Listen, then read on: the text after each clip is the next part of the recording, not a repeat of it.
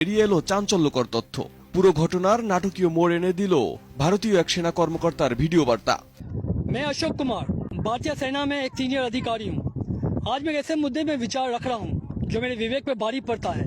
पहलगाम हमला जो जनता को दिखाया गया वो पूरा सच नहीं है। हमले के समय অ্যান্টিব্যাকটেরিয়াল অ্যাডিটিভ যুক্ত সেনা ওয়াটার ট্যাঙ্ক বিশুদ্ধ পানিতে ব্যাকটেরিয়া জন্মাতে দেয় না।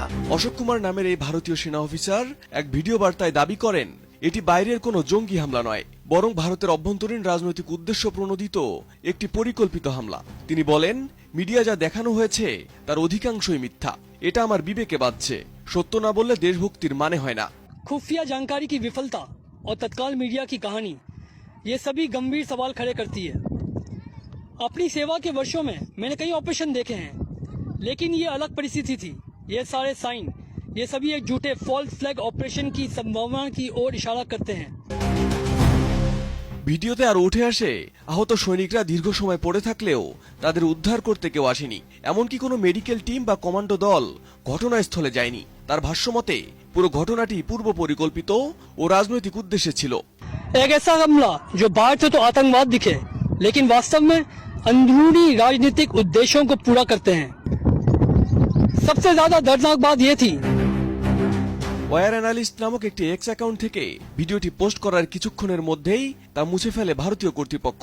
এমন স্পর্শকাতর তথ্য ছড়ানোর পর ওই সেনা অফিসারের ভাগ্যে কি ঘটেছে সে বিষয়ে কোনো তথ্য পাওয়া যায়নি। कि हमारे सैनिक हमारे सिपाही जमीन पर पड़े थे और कई घंटों तक कोई नहीं उनको उठाने आया। ना कोई मेडिकल सहायता आई, ना कोई कमांड ऑफिसर आया। ऐसा लग रहा था ये सब कुछ पहले से ही निर्धारित हो। एक सैनिक के रूप में मेरा कर्तव्य सिर्फ सीमाओं की रक्षा करना नहीं, बल्कि सच्चाई की भी रक्षा करना है। धोखे के सामने चुप रहना देशभक्ति नहीं, सच बाहर आना ही चाहिए। অশোক কুমারের কথায় আরো জানা যায়, হামলার জায়গাটি পাকিস্তান সীমান্ত থেকে অনেক দূরে এবং ভৌগোলিকভাবে এতটাই দুর্গম যে বাইরের কেউ সেখানে হামলা চালাতে পারে এটা ধারণা অবাস্তব।